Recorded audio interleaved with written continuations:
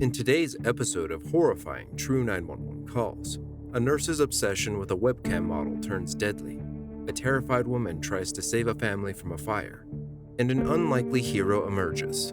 Newly unemployed Grant Amato poured thousands of dollars into accessing a Bulgarian webcam model's sexually explicit photos and videos.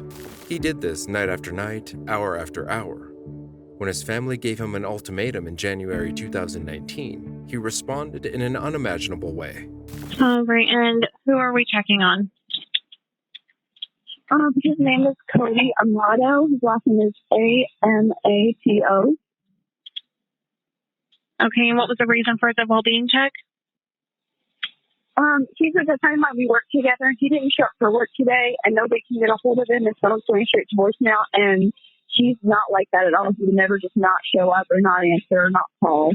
So no one's heard from him since about 10 p.m. last night, so we're all kind of worried. All right, and I know you said that it's not like him to do this. Is there any other reason for concerns, like health conditions or anything like that? Not from him. Like, I know his brother lives at home, and I know his brother has been sick. So that was really my main concern, but I'm one of the only people that knows that. That's why I felt like I really needed to make this call. His brother does suffer from depression, and I know it's been bad recently, but I'm not assuming the worst, but like, this is just very out of character. Okay, the police department on the record line. My name is Shalia. Hi, my name is. I called a couple hours ago to do a welfare check on a friend of mine. I hadn't heard back anything, but one of my other friends did, and I just wanted to follow up on a person. He heard that they went to our friend's house and there was no answer at the door, and his brother's car was gone. What's the address? And they said they don't have the addresses.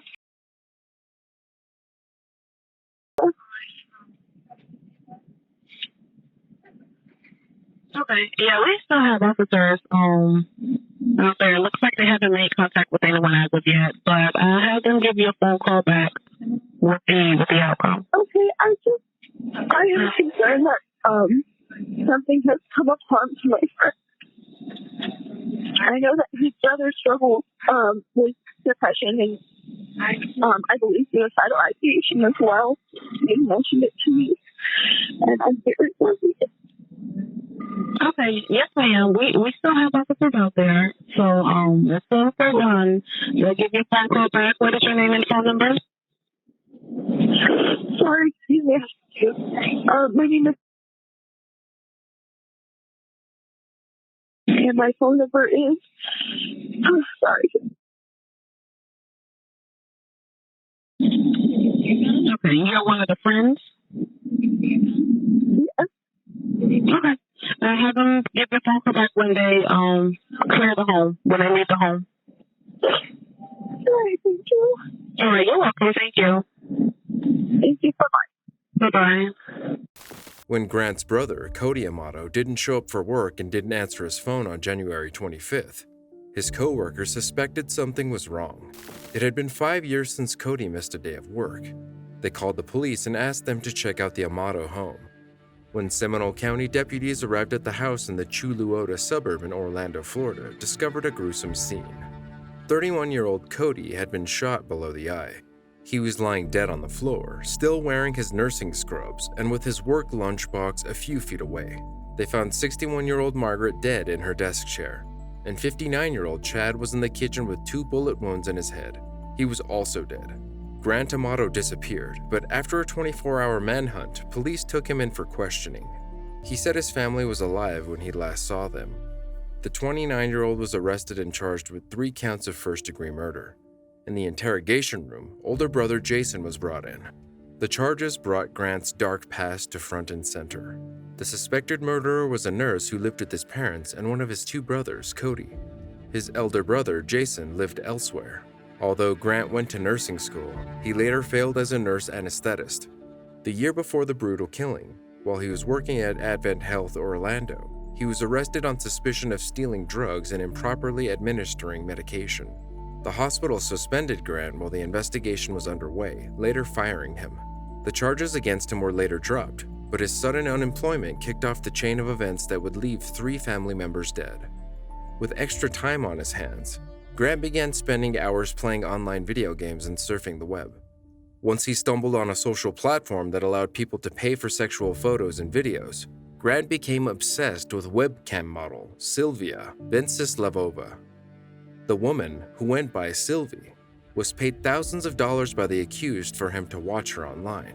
He also sent the model tips in forms of flowers, clothes, and sex toys. But since Grant was unemployed, he was unable to keep up with his new expensive habit, so he started stealing from his father, Chad, and brother, Cody. It's estimated that the total was to the tune of $200,000. At first, the Amato family tried to get the ex-nurse professional help and checked him into a South Florida rehabilitation clinic for people with sex and internet addictions. In early January 2019, Grant came home from the facility. His father gave him a list of rules to follow: get a job, go to therapy, and stop communicating with Sylvie. On the night of the 24th, Chad found out his son had not stopped, so he told Grant to pack his bags and leave the house. That's when, according to prosecutors, Grant shot and killed his mother, father, and brother. It's alleged that he killed each of his family members, then staged the scene to make it look like a murder-suicide carried out by his brother Cody. He placed a gun close to him to support it. Additionally, his father was also found wearing a gun in a holster on his right hip, but because of the way the holster was facing, Chad would have had to draw the weapon with his left hand. He was right-handed. The theory was quickly thrown out since the 4 shell cases found at the crime scene didn't match the guns or the bullets in the victims. The murder weapon was never found. During the court proceedings, prosecutors showed jurors hundreds of photos and videos of Sylvie but didn't interview her. Whether or not the two maintained online communication remains unknown. Grant's brother, Jason, testified about the family's problems in seeing his dad and brother Cody for the last time.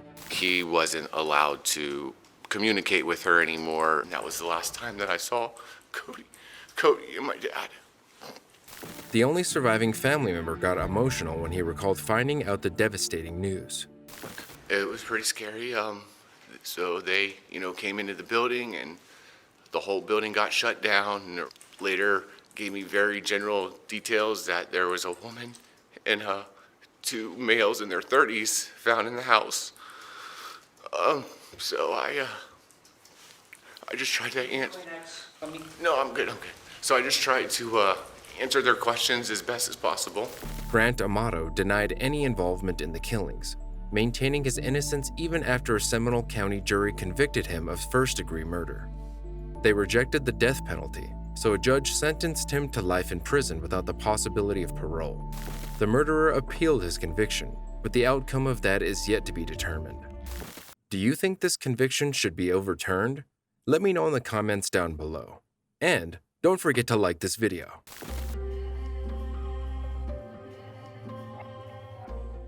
An employee at Husseini Islamic Center made a shocking discovery when she arrived at work just before 9 a.m. on March 2022. Call Eamon right now. I'm calling. Medical. Hello, this is 911. Do you need police, fire, or medical? I need police. Okay, what's the address? We're on Hester Avenue. What's the address? Is it? Yes. Okay, and what's going on there? We run a mosque here, and our caretaker, we came in, we saw his pants on the floor, so we walked around back, and I see him on the floor in the back, bent over, laying on his back. Okay, tell me exactly what happened. Listen, Asia, not in front of her. Okay? Maria, take Maria. Tell me what happened. Annalisa. Ma'am. Yes, hi. Tell me exactly what happened. Okay, so we run a school. I'm on the phone with 911. Okay, we run a school. We run a school at a community center, and we came in. The caretaker's pants were on the floor in front of the building, and that's not usual. And one of the girls saw a car take off when we pulled in, taking off in our caretaker's car. Somebody pulled off in his car. And so we walked around to the back and we see him on the floor. I think he's dead. I don't know. Okay, listen to me. I know this is scary. I'm going to help you, okay? All right, is this in the back or the front? Come in the back. His body's in the back. In the back of the building? Yes. Okay. Are you right next to him right now? No, I ran back to the front. We have young kids. Okay, I need you to I can't go back there. You don't want to go back there? Okay, I understand. No, I can't. Is there anybody there that will go back there to see him, see if we can help him? Yeah. Okay. They're asking if anyone will go back there to see him. We can't go. We can't go. No one can go? No, we just need 911 to come here, please. They're already on their way. Okay. Okay, can we get off the phone, please? Are you guys in a safe location? Is there a car you can get into that you can just sit there and wait for the paramedics? So we don't know if the scene is secure. We don't know who drove off in this guy's we saw car. someone take off. We saw someone take off in his car. Do you know what kind of vehicle it was? It was a blue van. It's the caretaker's van. Okay. They took off in his car. It was a big guy. Okay. I know, that's all I know. And did you guys get a tag number or anything? No, Asia, you didn't get a license or anything, right? Asia, what did the guy look like? Okay, come in my car. Okay, I want you guys to be safe, so please get in the car and lock the door. Come in my car. Okay, we're going in the car. Are the children in a safe place? Yeah, we've taken the kids. But two other workers have come. We put all the kids in their car and they left. Okay. It's just me and two other teachers here right now. Like, here's your bag. Okay. All right, I want you to tell me immediately if anything changes. I understand nobody wanting to go there, but I'm going to stay on the line until they get with you. And do you know what direction the van went? What? Do you know what direction the van went? Which direction did the van go? Right or right? They left out of the building on the right. We hear the police are here. Okay? Okay, I want you to go tell the police officer. Thank you. Okay. All right. Okay, bye. Seminole County deputies said the body of a 59-year-old man, believed to be a maintenance worker, was found at the center. Since one of the schoolgirls had seen a car race off, police were able to put out an alert. At a news briefing later that day, County Sheriff Dennis Lemma said the suspect was seen leaving the scene in the victim's blue 2006 Chrysler Town & Country minivan. Several hours later, the Indian River Sheriff's Office spotted the van in a Sam's Club parking lot. Body camera video released by the Sheriff's Office shows deputies nab the van at the traffic stop. When the suspect got out of the vehicle, he reached into his pocket and gestured with his fingers like he had a weapon. The deputies then opened fire when he tried to get back into the van. The suspect, later identified as 38-year-old Ahmed Raslan, was shot 3 times but was in stable condition. Investigators said he is considered possibly deranged. Raslan had allegedly thought the mosque was Julius Caesar's house, and he needed to protect it since he is a descendant. Authorities believe that the victim was likely killed by a shovel while trying to defend the mosque. His identity was not released, but he was a refugee from Iraq who was getting ready to return home following the death of his father.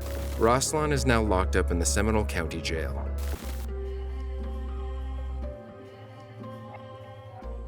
Tamara Reed was watching TV just before 10 p.m. when she noticed her neighbor's lights were off, which was unusual.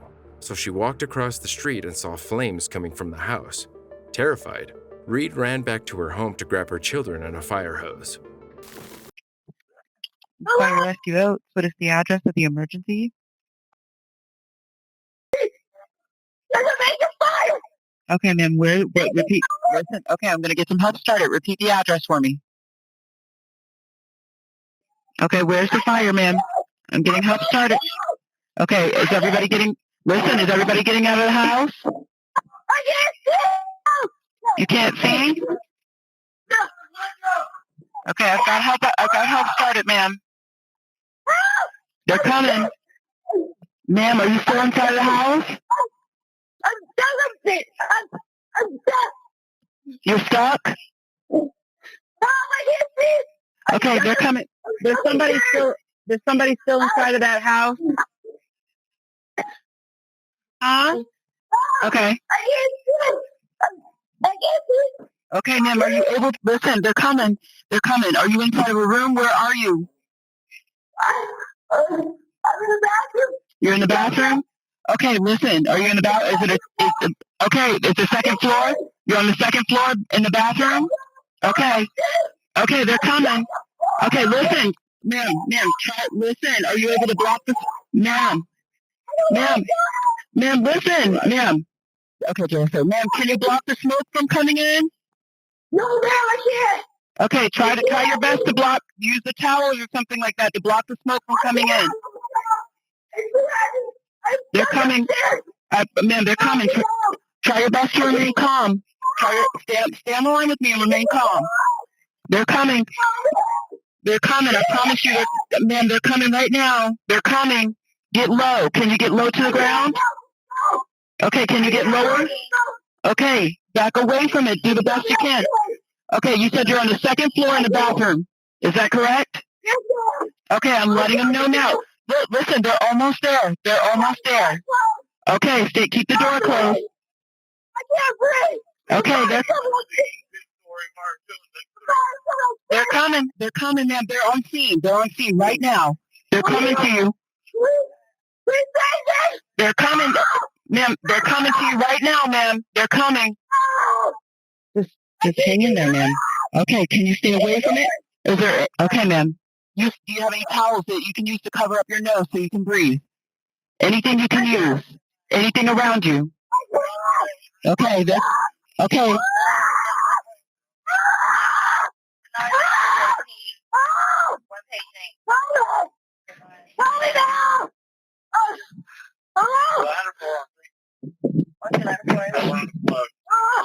Are you just hang in there, okay? Stay with me, ma'am.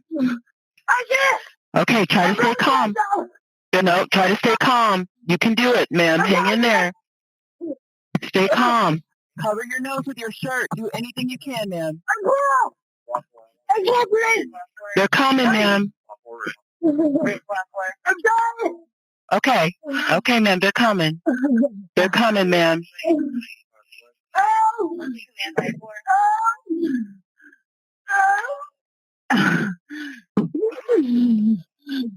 Are they in 1102?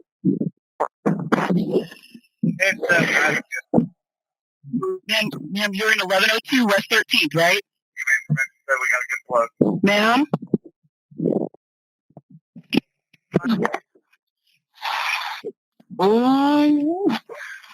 Ma'am, can you hear me?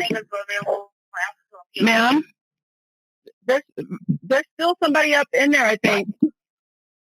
Command, honey, our units come from 12. Ma'am, if you can talk to me, are you still there?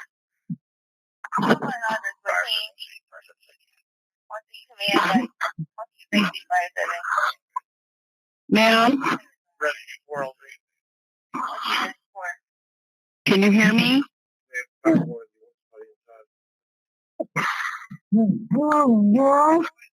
Hang in there. They're coming to you now. I can hear them. I think they're making the entry into the bathroom. I got a line going upstairs in the main door right now. They're very close to her.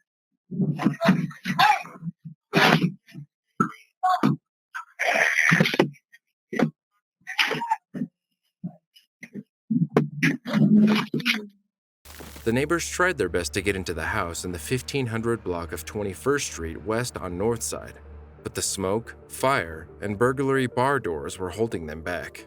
No one could get in until the Jacksonville Fire and Rescue Department arrived. Firefighters pulled 3 people from inside the home, 2 very young children under 10 years old and an elderly woman in her 70s, and they were taken to the hospital. She was later identified as 78-year-old Geneva Campbell. A local pastor said the victim had just had some medical procedures to help with swelling in her legs and couldn't get around. She was alone with her grandchildren. Campbell was pronounced dead in the hospital days later. The children were said to be in critical condition. Weeks later, the children's mother, Tiffany Height, said they were recovering. Her daughter, Stephanie, is just 2.5 years old, and her son, Derek, is 4. Stephanie was taken off the ventilator, but Derek was still on it. A GoFundMe page was set up to help the family rebuild. In February, Height wrote, "Thanks everyone who have donated. It's truly a blessing. My son is currently in Shands, Gainesville. He are undergoing surgery for skin grafts. My daughter is doing fine, but we are seeking therapy, so continue to please pray for our family for total healing. Investigators don't suspect foul play."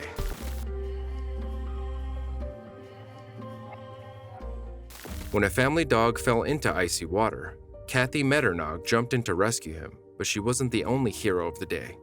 Is your mom safe in the canoe? She's still in the canoe, correct? Yes.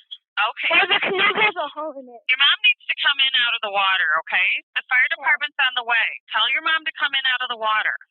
Okay. Mom! Come! I'm out of the canoe and... Okay, honey, you're doing fine. Just tell her that the police said she needs to come back to the shore. The police say you need to come back to the shore! You need to come back to the shore! Good job. Good job. We've got the fire department coming, but it's freezing out. We don't want your mom to fall in the water.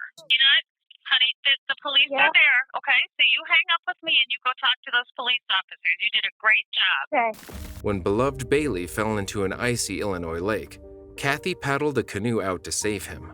That toppled and left the mother fighting for her own safety as well as the dog's. 8-year-old Caden came to the rescue, passing on the dispatcher's instructions like a champion. Thanks to the quick-thinking little boy and a wonderful dispatcher, everyone made it out alive. For more True 911 calls, watch this episode next. You can also let me know which call was your favorite in the comments below.